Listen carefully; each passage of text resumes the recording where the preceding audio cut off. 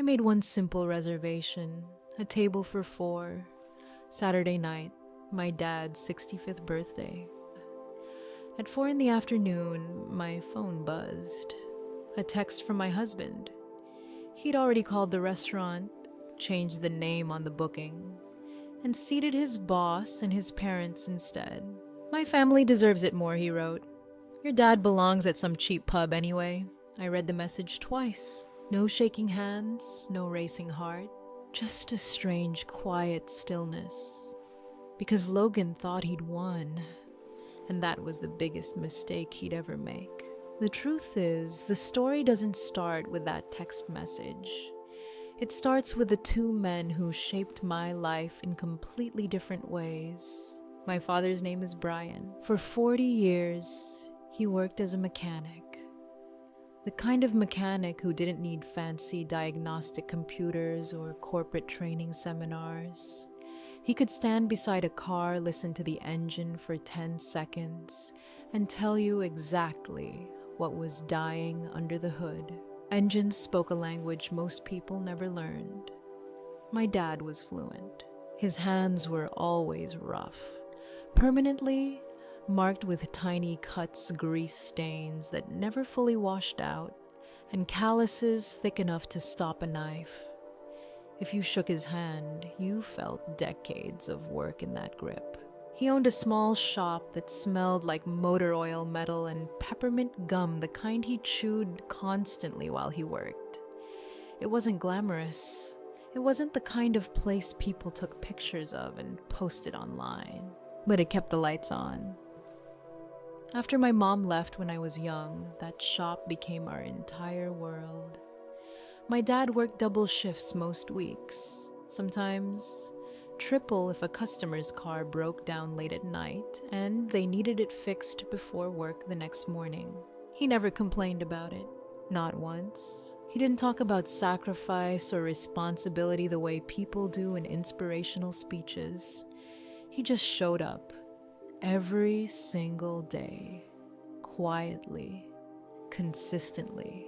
When other kids were going on family vacations or showing off new clothes at school, my dad was at the shop, sleeves rolled up, trying to stretch every dollar far enough to cover textbooks, braces, and rent.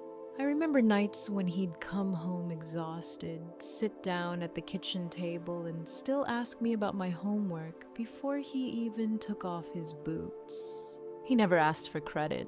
He never tried to prove anything to anyone. He just did the work. That's who Brian was. Then there's Logan, my husband of 3 years. Logan didn't fix things. He sold them. He worked as a sales executive for a tech company, although if you asked him, he'd probably describe himself as a visionary. He liked that word. Visionary. It sounded bigger than salesman. Logan believed life was something you performed. Everything had an audience. He ironed his jeans.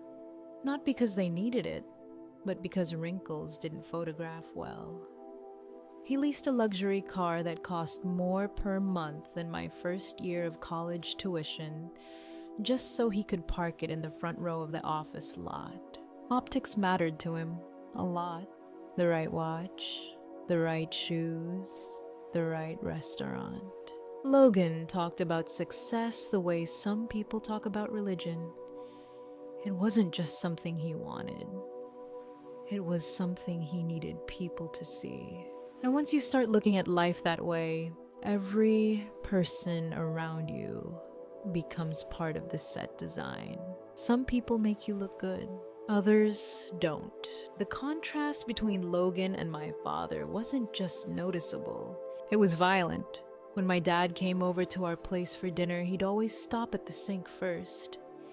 He'd scrub his hands with heavy-duty cleaner 3 times, like he was trying to erase the shop from his skin before stepping into our pristine, gray-tone living room.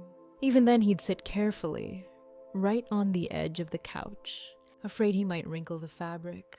Logan would watch him with that tight, polite smile people use when they're tolerating something they'd rather avoid. The The smile never quite reached his eyes. It was the look someone gives a stray dog that wandered into the house. Not cruel exactly, but not warm either. Logan never came out and said it at first. He was smarter than that, but you could feel it in the air. He looked down on my father, the grease under his nails, the blue-collar accent, the way he'd quietly fix a dripping faucet instead of calling a plumber. To Logan, my dad represented something he was terrified of becoming: invisible. Because in Logan's world, status was everything. Visibility was oxygen. If people weren't noticing you, admiring you, envying you, then what was the point? My father never tried to be noticed. Logan lived for it. And the strange thing is, for a long time, I tried to make those two worlds fit together. I kept telling myself that underneath the ambition and the ego, Logan would eventually see what I saw. A man who worked his entire life so his daughter could have a better one. But Logan didn't see it that way. When he looked at my dad, he didn't see strength or sacrifice. He saw a warning, a future he refused to become. And once I understood that, the rest of the story started to make a lot more sense. If Logan had a temple, it was a restaurant. The Gilded Anchor sat right on the Boston waterfront, a fortress of glass, polished mahogany, and quiet power. From the outside, it looked like a steakhouse, but anyone who actually knew the city understood it was something else entirely. It was a gatekeeper. You didn't just open an app and grab a table there. The public waiting list was 6 months long, sometimes longer. And even that didn't guarantee anything. Because the real seats, the prime tables by the water, the ones everyone wanted, those didn't go to people who booked online.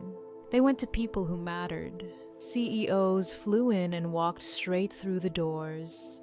Senators held private dinners there. Old money families celebrated deals that would never make the news. If you sat in that dining room on a Saturday night, you weren't just eating steak.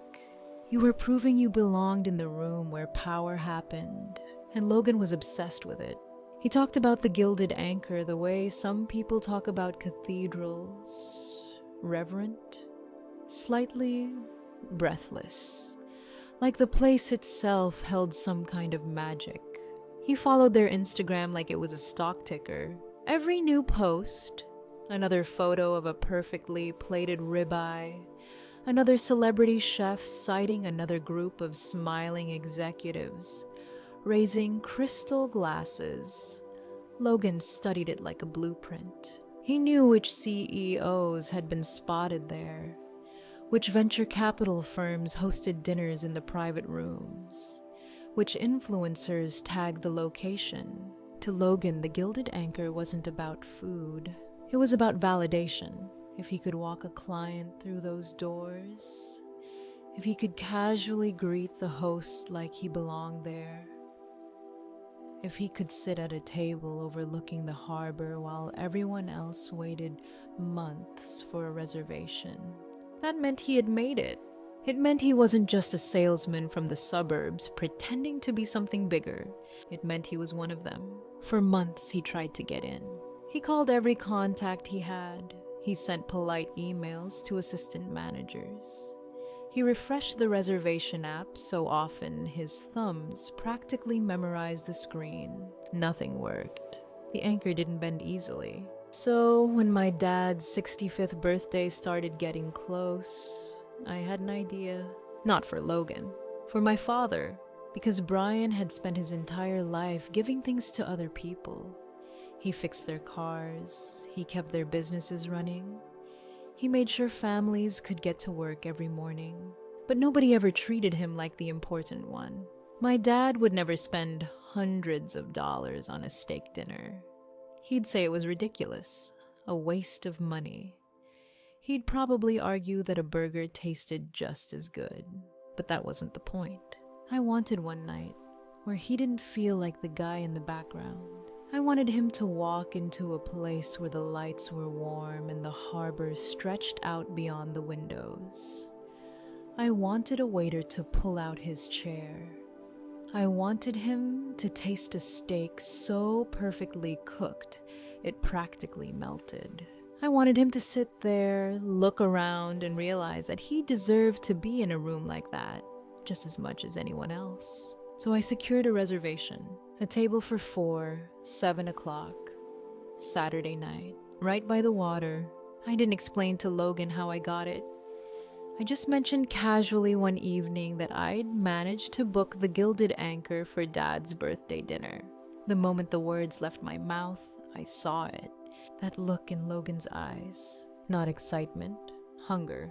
Because he didn't see a birthday celebration for a mechanic who had worked his whole life to raise a daughter. Logan saw something else entirely. He saw an asset, an opportunity. And in Logan's world, opportunities were never wasted on people he believed didn't matter. Logan liked to tell people we were saving for our forever home.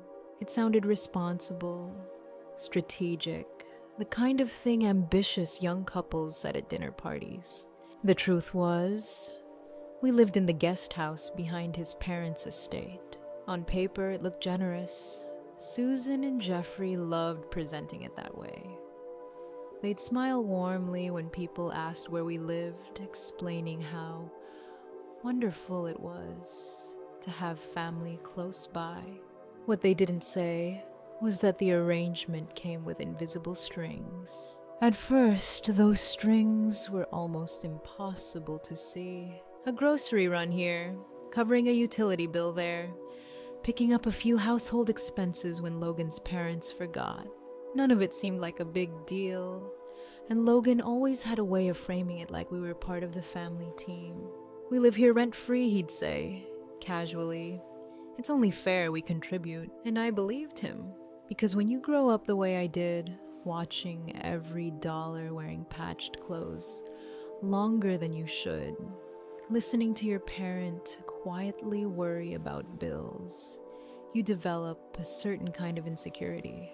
A quiet voice that whispers, you should be grateful when someone gives you stability, even if that stability comes with conditions. For a while, I convinced myself I was lucky.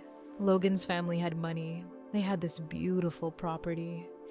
The guest house was modern and comfortable, clean lines, gray furniture, everything looking like a catalog photo.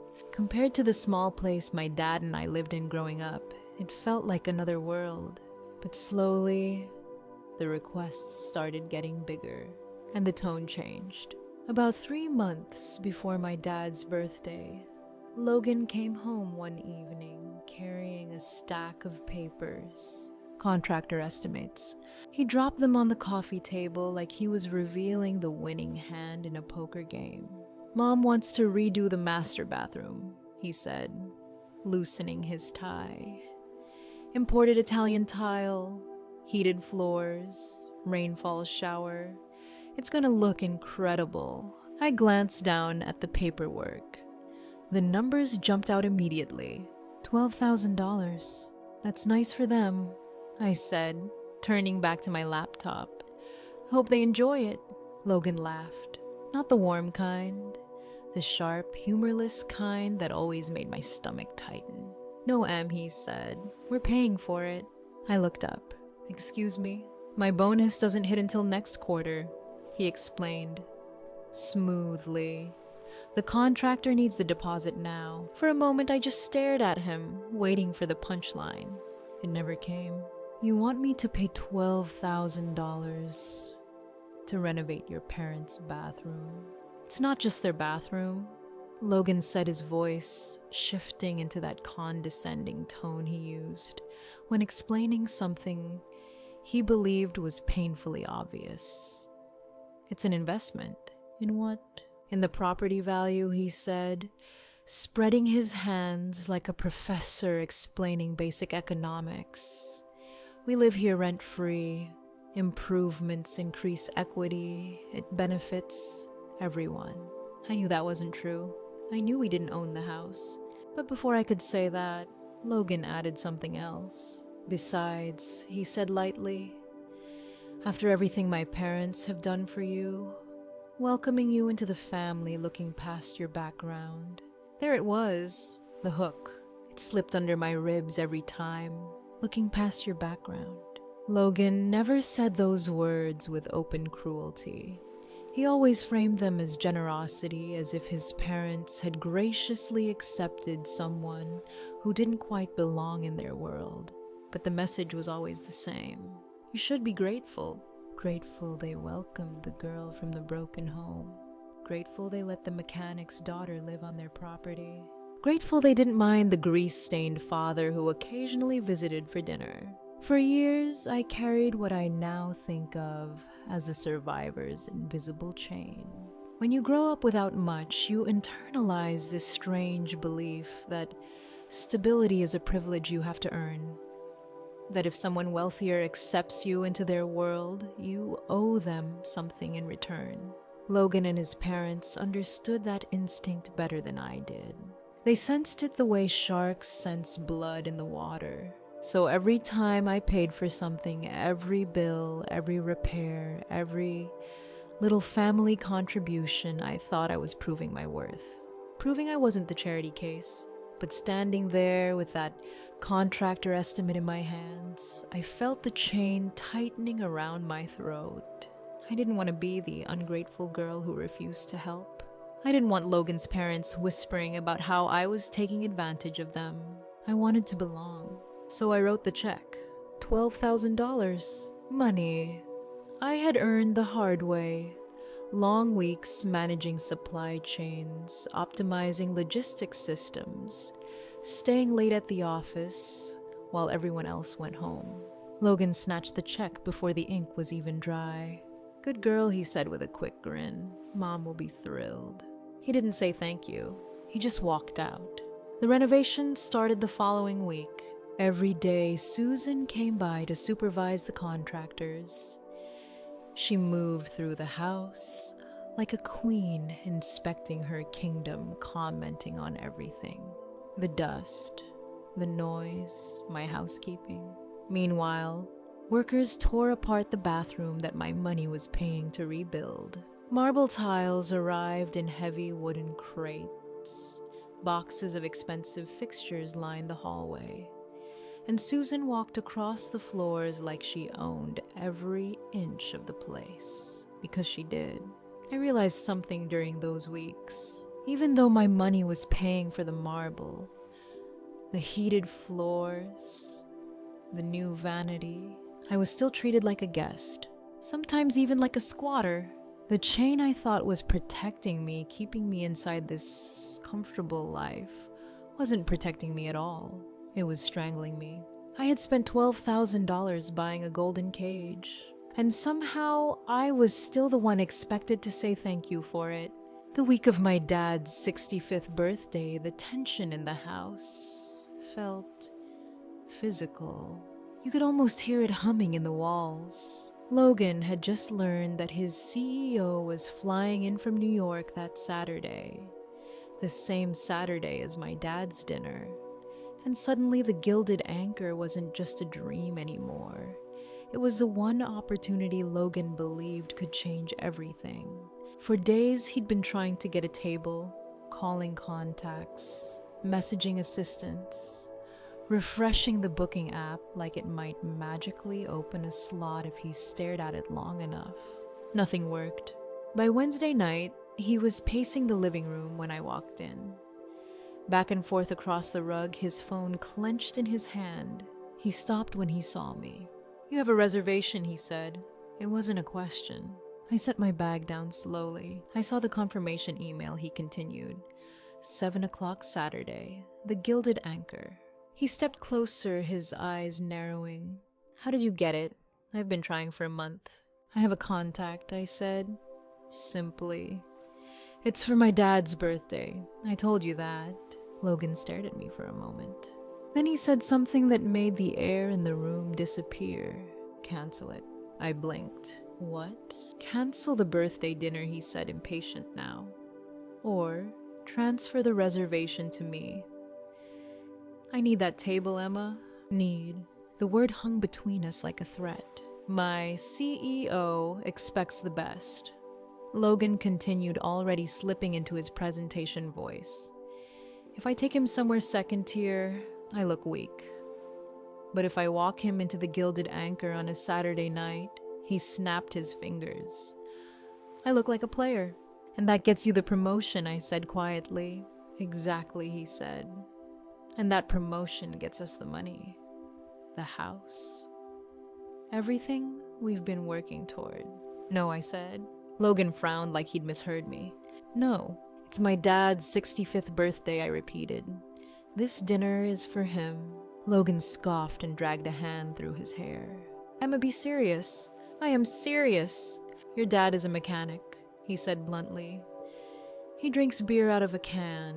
He doesn't know the difference between a dry-aged ribeye and a supermarket steak. The words hit like slaps. He'll be uncomfortable there, Logan continued. And honestly, he'll embarrass me just by existing in that space. My hands curled into fists. He's my father, I said, my voice shaking now with a kind of anger I wasn't used to feeling. And he deserves one night where he isn't treated like he's invisible. Logan's expression hardened. He is invisible, he snapped. That's his lot in life. Don't drag me down with him. For a second, the room was completely silent. Then Logan leaned forward slightly, lowering his voice. You give me that reservation code, he said slowly, or you can forget about me paying for anything around here next month. I stared at him. You want to play the independent woman, he added. Fine. See how far you get without my family's support. That was the moment something inside me shut down. I didn't yell. I didn't argue anymore. I just turned around, walked into the bedroom and locked the door, and I didn't give him the code. What I didn't realize was that Logan had already decided to take it. The next morning while I was in the shower, he went through my phone. He found the reservation confirmation email, forwarded it to himself, and then he called the restaurant, pretending to be me. He changed the name on the reservation, secured the table, and walked away, believing he'd just solved his problem. I didn't know any of this yet. Not until Saturday afternoon, 4 o'clock. My phone buzzed while I was getting ready to pick up my dad. It was a text from Logan. Short, casual. Like he was letting me know about a change of plans. I took the reservation. My family deserves it more. My CEO is in town and I need that table to close a promotion. Then another line appeared. Your dad belongs at some cheap pub anyway. He'd be more comfortable there. I read the message twice. My hands didn't shake. My heart didn't race.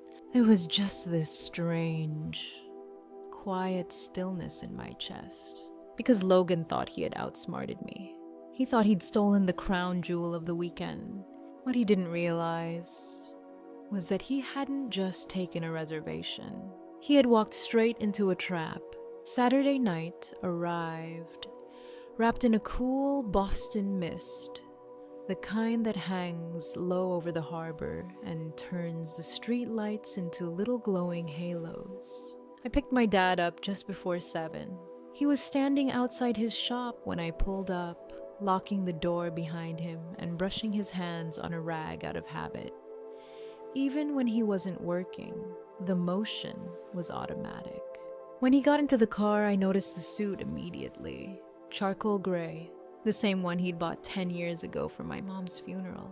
It was a little tight across the shoulders now, and the fabric had that slightly shiny look older suits get after years in a closet. But his shoes were polished so carefully they reflected the street lights as we drove. He sat there quietly for a minute, adjusting the cuff of his sleeve. You sure about this kiddo? He asked. I glanced over at him. That place looks expensive. He said the word carefully, like it might break. Maybe we should just grab a burger somewhere instead. I reached over and squeezed his hand. No burgers tonight, Dad, I said. Tonight you eat like a king. The Gilded Anchor rose out of the waterfront like a monument. Glass walls glowing warm against the dark water. Valets moving with practiced speed. Couples stepping out of sleek cars dressed in the kind of quiet luxury Logan admired so much. Dad looked up at the building as we walked toward the entrance. His shoulders were pulled a little tighter than usual. Inside the lobby felt less like a restaurant and more like a cathedral built for people with very expensive tastes. Marble floors, gold leaf accents, the air carrying that subtle mix of perfume, polished wood, and aged beef. My dad slowed slightly as we approached the host stand. The maitre d' looked up, his expression calm and professional. "Reservation name?" he asked. "Emma," I said clearly. He tapped something into the tablet in front of him, paused, then frowned. He tapped again. "I do see the reservation, ma'am," he said carefully. "But it appears your party has already been seated." My dad blinked. "What do you mean?" he asked quietly. The maitre d' turned the screen slightly, checking again. "Table 4, he said. "By the water." I nodded slowly. "I see." My voice sounded calmer than I felt. "Thank you." I turned and started walking toward the dining room. Dad followed, confusion written all over his face. The main dining room of the Gilded Anchor was exactly the way Logan had always described it. Packed but quiet. The hum of conversation low and controlled, like everyone there understood they were participating in something exclusive. And there it was. The prime corner booth, right by the water. Logan was sitting at the table, leaning forward with that eager smile he used when he was trying too hard to impress someone. Across from him sat his CEO, Mr. Sterling. Susan and Jeffrey were there, 2 wine glasses in hand, looking perfectly comfortable in a place they had never lifted a finger to earn. They looked entitled, like they had always belonged in rooms like this. Logan saw us first. His smile faltered, just for a second, then it hardened into something else entirely. He pushed his chair back quickly and walked toward us, intercepting us before we could get close to the table. "What are you doing here?" he hissed. His voice was low, but the venom in it was unmistakable.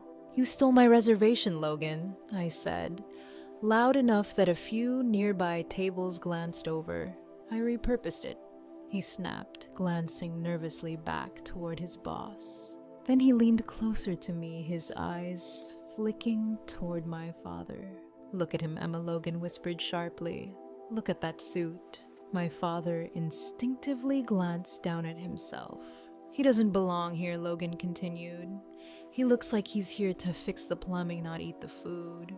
I felt my jaw tighten. "Take him somewhere else," Logan said quickly. "A diner, a pub, somewhere he'll actually be comfortable." My father shifted slightly beside me. I saw it happen. That tiny change in posture, his shoulders pulling in, his eyes dropping toward the floor. Years of quiet dignity shrinking under someone else's judgment. "No," I said. Logan blinked. "What?" "We're not going anywhere." Logan's hand shot out and grabbed my arm. "You are making a scene," he hissed. A few more diners had started watching now. "Leave," he said under his breath.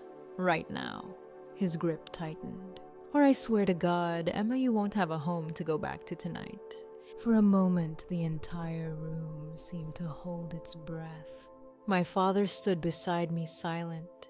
Logan looked past me again toward his table where his CEO was watching the exchange with quiet curiosity. Susan and Jeffrey sat stiffly, pretending not to notice what was happening. Logan leaned in even closer. "Don't ruin this for me," he muttered. That was the moment. The exact moment something inside me finally snapped into place. Not anger, not fear, clarity. I slowly pulled my arm out of his hand, and instead of looking at Logan, I looked past him, toward the kitchen doors at the far end of the dining room. Then I raised my hand. Not a wave, a signal. The double doors swung open. At first, nobody in the dining room understood what they were seeing. Then he walked out. Christopher. He wasn't wearing a server's uniform. He wasn't dressed like someone coming out to check on a table. He was in pristine chef's whites, his name embroidered across the chest.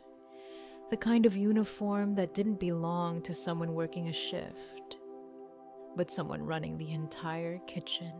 And the moment he stepped onto the floor, something subtle happened. The staff noticed. A server paused mid-step. Another straightened slightly. Even the maitre d' lowered his head just a fraction as Christopher strode past him. He didn't rush. He didn't hesitate. He walked straight across the dining room, past Logan, past the stunned look on Susan's face, straight to the one person who had been standing quietly beside me the entire time, my father. Christopher's face broke into a wide smile. "Happy birthday, Dad." He pulled him into a hug without the slightest hesitation, wrapping his arms around him, like the years between them had disappeared.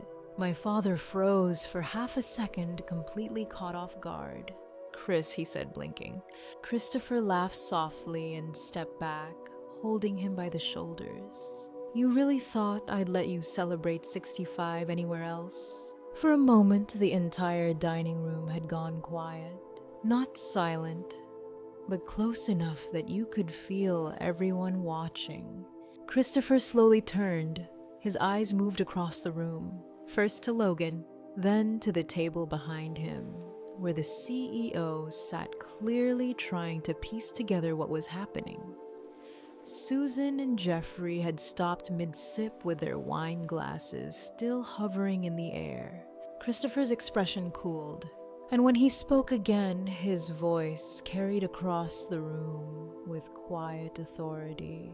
"I believe," he said, looking directly at Logan, "now that you're sitting at my father's table." For a few seconds, nobody said anything. Even the soft clinking of silverware from distant tables seemed louder than it should have. Logan blinked rapidly, like his brain was trying to reorganize reality fast enough to survive the moment. Then he stood up.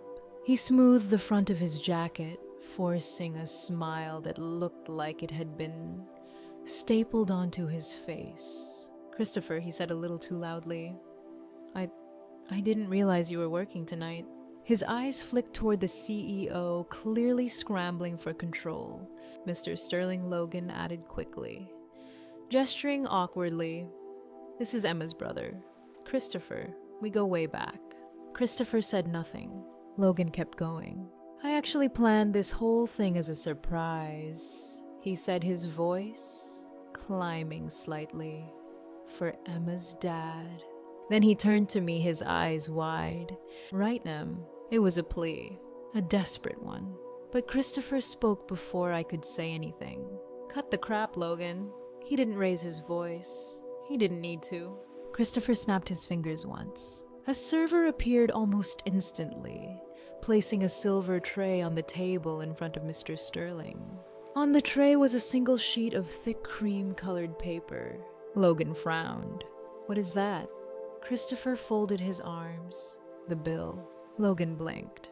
"We haven't even ordered yet." Christopher's eyes stayed locked on him. "Oh, this isn't for the food." He tilted his head slightly toward the paper. "Sterling," he said calmly, addressing the CEO directly, "my brother-in-law here likes to play the part of the successful provider." Mr. Sterling picked up the paper slowly. Christopher continued. "He talks a big game about status, about success, about taking care of his family." His voice sharpened slightly, but the truth is, for the last 3 years, he's been financing his lifestyle and his parents' lifestyle on my sister's back. Mr. Sterling adjusted his glasses and began reading. Christopher didn't wait. "Italian marble tile," he recited almost casually. $4,000. Logan's face started turning red. "Heated flooring system, 3,000. Susan shifted uncomfortably in her chair. "Custom vanity and fixtures, 2,500. Christopher leaned forward slightly, placing both hands on the table. "Monthly gratitude payments disguised as utility bills, 2,500. The dining room had gone completely still now. Christopher looked directly at Logan. Total taken from my sister to renovate a house she doesn't own. He tapped the paper lightly. $12,000. Then he added the final line, paid in full by Emma. Christopher straightened. And Logan's current bank balance. He gave a small, cold smile. 0. For a moment, the entire dining room felt frozen in place. Logan stood there staring at the paper in Mr. Sterling's hands, like it was written in a language he couldn't understand. His mouth opened, then closed again, his brain clearly scrambling to find a version of reality where he wasn't the man being exposed in front of his own boss. Then it hit him, not just embarrassment, something deeper. Psychologists have a name for it, a narcissistic injury. That moment when the identity someone built for the world suddenly shatters in public. Logan had spent years constructing that identity. The successful executive, the provider, the man who had risen above everyone else. And now, piece by piece, it was being dismantled, right in front of the one person he had been desperate to impress. His face flushed a deep angry red. "You set me up," Logan shouted, suddenly slamming his hand against the table. A few people at nearby tables jumped. "You planned this," he yelled, spinning toward me. "You let me come here. You let me bring my boss just so you could humiliate me." His fingers shot out, pointing straight at my face. "You lied to me. You told me your brother was a cook. You hid all of this. You hid his money. You tricked me into looking stupid." I didn't raise my voice. "I didn't hide anything, Logan," I said quietly. "You never asked." He turned toward Mr. Sterling again, desperation creeping into his voice. "She manipulated me," he insisted. "She made me think, she let me believe. She let you think you were a big man," Christopher finished calmly. Silence fell again. Mr. Sterling slowly lowered the paper onto the table. Then he looked at Logan. The expression on his face wasn't anger. It was worse, disgust. The kind of look someone gives when they've just realized they stepped on something unpleasant. "Logan," Mr. Sterling said quietly, "sit down." "But sir..." "Sit down." The words landed like a hammer. Logan collapsed into his chair. Mr. Sterling straightened his jacket and stood. He didn't look at Logan right away. Instead, his eyes moved briefly to Christopher, then to me. "I apologize for the disturbance," he said calmly. Then he finally turned to the man beside him. "Logan, don't bother coming into the office on Monday." Logan blinked. "You are suspended indefinitely, pending a full internal audit of your expenses." The color drained from his face. "But the promotion," he whispered. Mr. Sterling adjusted his cufflinks. "The promotion," he said flatly, "is for a leader." His gaze hardened, not a leech, and with that, he walked away, leaving Logan sitting alone at a table he had fought so hard to steal. For a few seconds after Mr. Sterling walked away, nobody moved. Susan and Jeffrey sat there frozen, their wine glasses still in their hands. They kept glancing between Logan and me like they were waiting for something familiar to happen, waiting for me to smooth it over. That had always been my role. Fix the tension, pay the bill, absorb the embarrassment so everyone else could walk away comfortable. But something had shifted. The bank of Emma was officially closed. Logan finally looked at me again.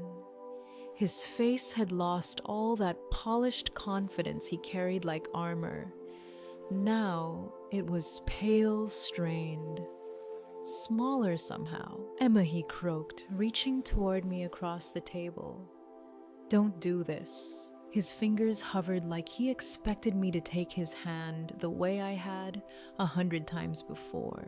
"We can fix this," he rushed on. "I was under pressure. You know how important tonight was. I made a mistake." I looked down at his hand. Then slowly, I slipped my own hand back, and with it, the wedding ring. It wasn't a flashy ring, just a simple band Logan had bought years ago back when things were leaner, and he promised we'd upgrade it someday. He never did. I slid it off my finger and held it for a moment, feeling the faint indentation it had left behind. 3 years of marriage, reduced to a pale circle on my skin. Without a word, I placed the ring on the silver tray, right on top of the itemized bill Christopher had brought out. The small metallic sound it made against the tray seemed louder than it should have been. Logan's eyes widened. "Emma, you weren't under pressure," I said calmly. I wasn't angry anymore. The anger had burned itself out somewhere between the kitchen doors opening and Mr. Sterling walking away. What was left was something quieter. Clarity. "You were under the delusion," I continued, "that I was an accessory to your life instead of a partner." Logan opened his mouth, but no words came out. I nodded toward the papers still sitting on the tray. "The renovations," I said. "The marble tile, the heated floors, the vanity." Susan shifted uncomfortably in her chair. "Consider that my parting gift." Logan blinked confused. "That $12,000, I said. That's your severance package." I paused for a moment. "Because I'm taking the only asset that actually matters." Then I turned.